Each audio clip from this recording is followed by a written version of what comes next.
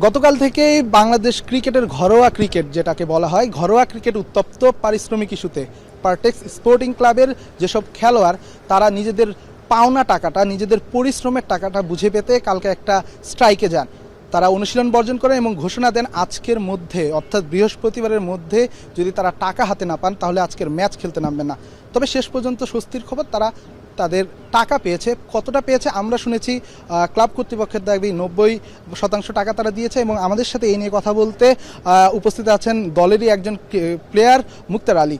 মুক্তার ভাই, 90% টাকা পেয়েছেন বলে আমরা শুনতে পেরেছি, মানে এটা নিয়ে আগে শুরু করতে চাই, কতটা সত্য আসলে?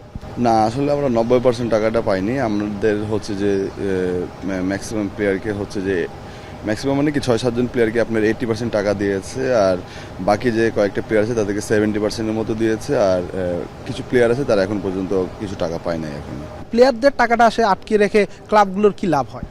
আসলে এটা আমরাও বুঝি না, কারণ সবাই তো আমরা কষ্ট করে এখানে ক্রিকেট খেলি। আর ক্রিকেট খেলতে এসে এখানে একটা জিনিস অবাক লাগে যে এত কষ্ট করে খেলার পর ক্লাব যখন টাকা দেন তখন খুব কষ্ট লাগে যে এমনটা হওয়া উচিত না। কারণ আমরা সব প্লেয়াররা, প্রতিটা প্লেয়ারই কিন্তু নিজের বেস্টটা দিয়ে ক্রিকেট খেলা ট্রাই করি। এখানে আপনার অনেক কিছু ব্যাপার থেকে, ইনজুর্ড হওয়ার ব্যাপার থেকে, তারপরে মানসিক প্রচুর চাপ থেকে, দিন শেষে যখন টাকাটা না আসে সব ক্রিকেটেরই মন খারাপ হয়। আসলে এত কষ্ট করার পর যদি টাকাটা না পায় তো চলবো কেমন সারা বছর। অভিযোগ আছে যে আপনারা ফিক্সিং করেন ম্যাচে, মানে একজন কোচ হিসেবে একজন প্লেয়ারদের উপর কোনো প্রমাণ ছাড়াই এটা বলে দেওয়া কি কতটা স্বাভাবিক?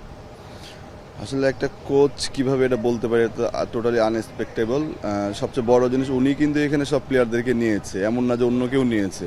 তো উনি তো বুঝে শুনে সবাইকে নিয়েছে। আমার মনে হয় সবচেয়ে বেটার অপশন হয়, উনি যেহেতু বলেছে ওনাকে সবচেয়ে বেশি কোশ্চেন করা উচিত। আর ওনার কাছে যদি কোনো প্রুফ থাকে সেটা বের করা উচিত, আর যদি না থাকে সেটার কোশ্চেনটার অ্যান্সার ওনাকে দেওয়া উচিত আমি মনে করি। আর একজন কোচ যখন এমন কথা বলে ম্যাচের আগের দিন, তারপরের দিন পারফরমেন্স আমরা আজকে দেখলাম 132 রানই আসলে অল আউট, যদিও একজন রিটায়ার্ড হার, তারপরও একটা বিরাট বড় হাল। এইটা কি আসলে ড্রেসিং রুমে প্রভাব ফেলে, মানে আগের দিন কোচের এমন কথা?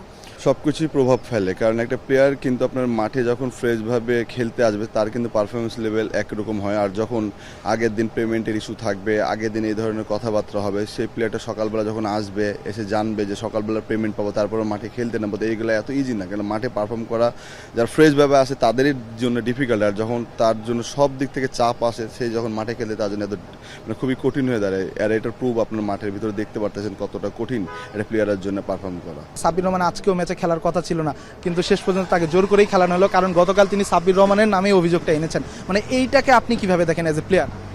আসলে এটা আমার কাছে অবাক লাগছে, কারণ একটা প্লেয়ারের নামে মানে ইন্ডিভিজুয়াল তো উনি বলে নাই, মোটামুটি অনেক প্লেয়ারের নামে আপনার হচ্ছে করছে। তো এখন হুট করে একদিন আগে বলে, আর এটা কখন বলে যখন আমরা সবাই মিলে আন্দোলন করছি। তো এর আগে উনি এই জিনিসগুলো বলে নাই কেন? এর আগে তো ওনার এই জিনিসগুলো বলা উচিত ছিল, মিডিয়া আছে না সব কিছু। তো এরপরে পরের দিন এসে দেখা যায় এই প্লেয়ারগুলো এসে খেলতেছে। তো আলটিমেট খেলতেছে কেন? যেটা বললাম পারিশ্রমিক ইস্যু ছিল, তো সবাই যখন তার পেমেন্টটা পেয়েছে তারপরেও দেখেন সবাই কিন্তু খেলতে আসছে। এমন না যে ব্যাপারটা যে পারিশ্রমিক ছাড়া কেউ হচ্ছে এসে খেলবে না, ব্যাপারটা এরকম না। আপনারা যে কালকে আন্দোলনটা করলেন যারা, তারা আজকে দেখলাম একাদশে নাই, শুধু একজন আছে মোহর শেখ।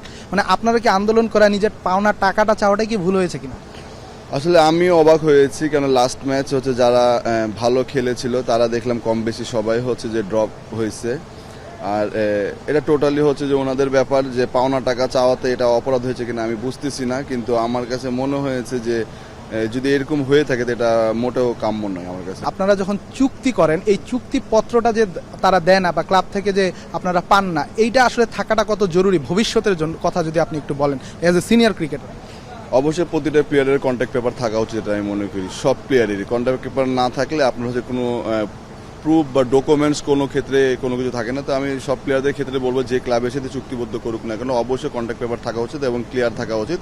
এটা ভবিষ্যতে সবার জন্য ভালো হয়, এটা আমার বড় ভাই হিসেবে সবাইকে বলা। আপনি কি এবছর ওই কন্ট্যাক্ট পেপারটা পেয়েছেন, মানে এদের সাথে চুক্তি করার সময়? না, এখনো পাইনি, ইনশাল্লাহ হচ্ছে যেটা পেয়ে যাবো।